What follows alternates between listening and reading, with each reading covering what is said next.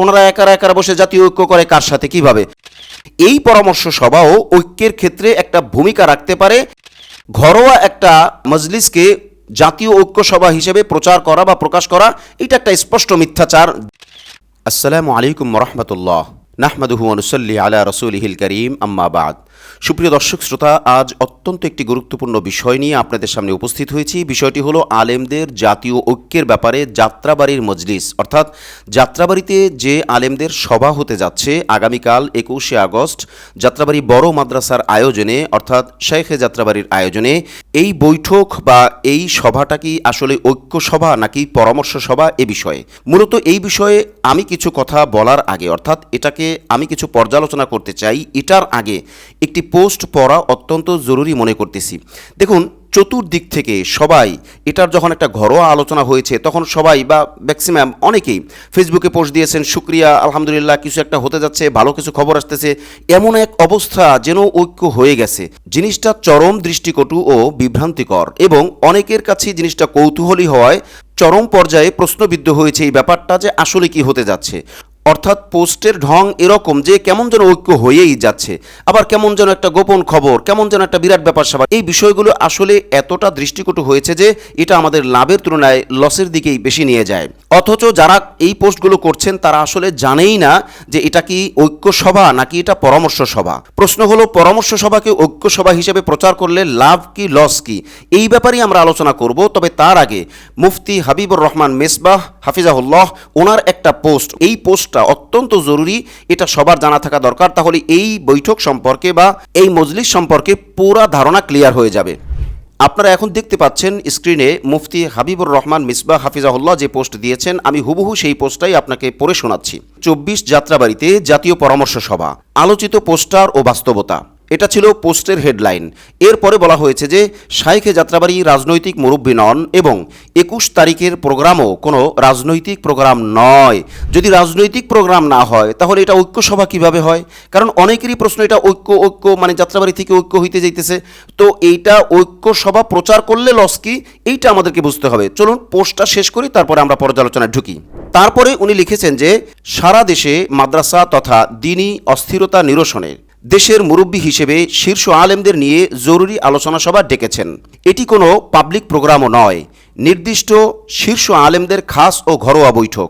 আমি আবারও বলছি, এটি কোনো পাবলিক প্রোগ্রামও নয়, নির্দিষ্ট শীর্ষ আলেমদের খাস ও ঘরোয়া বৈঠক। এরপরে পোস্টের শেষাংশে বলা হয়েছে যে জাতির এই ক্রান্তি লগ্নে এমন একটি প্রোগ্রামকে প্রশ্নবিদ্ধ করতে যারা রাজনৈতিক পোস্টার বানিয়েছে তারা উক্ত প্রোগ্রামের উদ্দেশ্য সম্পর্কে ওয়াকিফহাল নয়।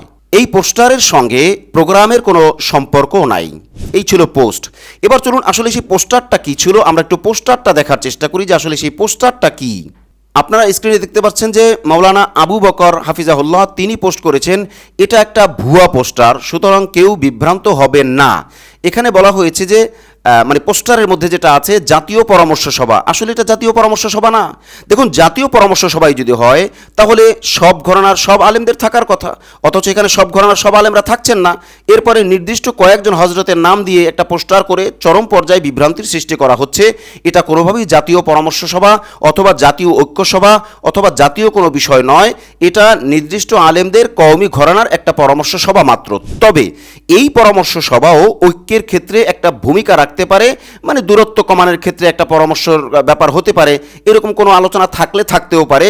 মূলত মাদ্রাসা কেন্দ্রিক, অর্থাৎ মাদ্রাসাগুলোকে কিভাবে আরও গোছালো খেদমত আঞ্জাম দেওয়া যায় এবং বিভিন্ন জায়গায় বিভিন্ন বিশৃঙ্খলা টুকটাক অনিয়ম আছে, ওগুলোকে কিভাবে গুছানো যায়, এটা তো প্রত্যেক বোর্ড দিতে পারে, প্রত্যেক মাদ্রাসা দিতে পারে, কয়েক মাদ্রাসা মিলে দিতে পারে, ঢাকার মাদ্রাসাগুলো দিতে পারে, সারা দেশের মাদ্রাসা দিতে পারে।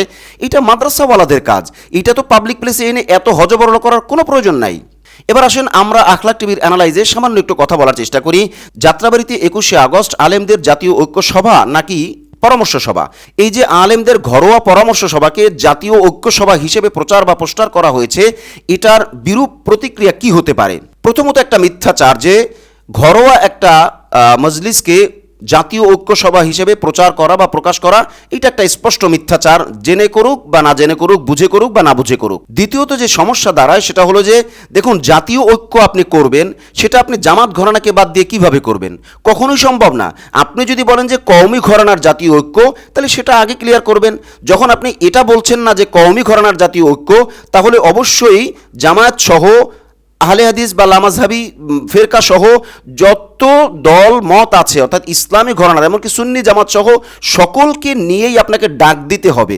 ঐক্য হবে কি হবে না বা মতের মিল হবে কি হবে না, ওইটা তো বৈঠকে বোঝা যাবে বা বৈঠকে বসার পরে প্রকাশ হবে, কিন্তু ডাক তো দিতে হবে সকলকে নিয়ে। তো সেইভাবে তো হয় নাই। তো এখন যদি আপনি পরামর্শ সভাকে ঐক্য সভা হিসেবে প্রচার করেন, তাহলে জামাত ঘরানার লোকদের একটা প্রশ্ন আসতেই পারে, ওনারা একারা একারা বসে জাতীয় ঐক্য করে কার সাথে কিভাবে? তখন কি হবে, যতটুকু ঐক্য আছে এইটা আরও বিশৃঙ্খলায় রূপ নেবে এবং আরও দূরত্ব বাড়বে। অতএব কোনো অবস্থাতেই এটা কাম্য নয়। তবে শেষ পর্যায়ে এসে আমরা এই কথাটুকু ক্লিয়ার করব যে যাত্রাবাড়ি হজরত যে ডাক দিয়েছেন, উনি আমাদের সেরেতাজ মুরব্বী, সেই হিসেবে ওনার ডাকে সকল আলেমরা যদি আসেন, সকল তো ওইভাবে করে সকল আলেমদের জন্য, এটা আমার এইভাবে অন্তত জানা নেই। নির্দিষ্ট খাস যেভাবে করে মুফতি হাবিবুর রহমান মেজবাহ হাফিজাহুল্লাহ পোস্ট করেছেন, ওইটাই আসল সত্য কথা, যে নির্দিষ্ট খাস কিছু আলেমদের বৈঠক।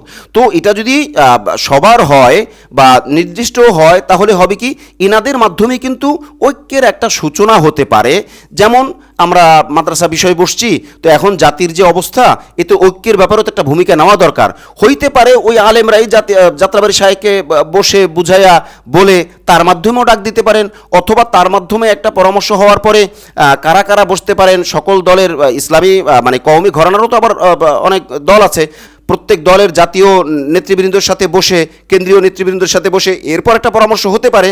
তো এইভাবে কিছু ভূমিকা হয়তো এই মজলিস রাখতেও পারে। তো এইভাবে জাতীয় ঐক্যের ব্যাপারে এই মজলিস কিছু ভূমিকা রাখতেও পারে।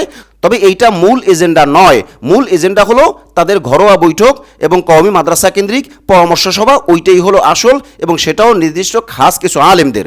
অতএব এটাকে নিয়ে আমরা আর কেউ ভুল বোঝাবুঝি না করি। আমি বিশ্বাস করি আখলাক টিভির এই ভিডিও বার্তার পরে সব কিছু ক্লিয়ার হয়ে যাবে, এবং আপনারা সবাই দলমত নির্বিশেষে এই ভিডিও বার্তা সব জায়গায় ছড়িয়ে দিন, যাতে কওমি ঘরানা সহ সকল আলেম ওলামারা, এমনকি জামায়াত ইসলাম সহ সকল ঘরানার সব আলেম ওলামারা, সব অনুসারীরা যেন বুঝতে পারে বিষয়টা আসলে বিতর্কের নয়, বিষয়টা আসল হলো এইরকম, যাতে এটা নিয়ে কেউ কোনো রকম ভুল না বোঝেন, ভুল না ছড়ায়। আল্লাহ আমাদের সকলকে হকের পক্ষে কাঁধে কাঁধ মিলিয়ে চলার তৌফিক দান করুন। আজ তাহলে এই পর্যন্তই। দেখা হচ্ছে পরবর্তী কোনো লাইভে অথবা পরবর্তী কোনো ভিডিও বার্তায় ইনশাআল্লাহ। আসসালামু আলাইকুম ওয়া রাহমাতুল্লাহি ওয়া বারাকাতুহু।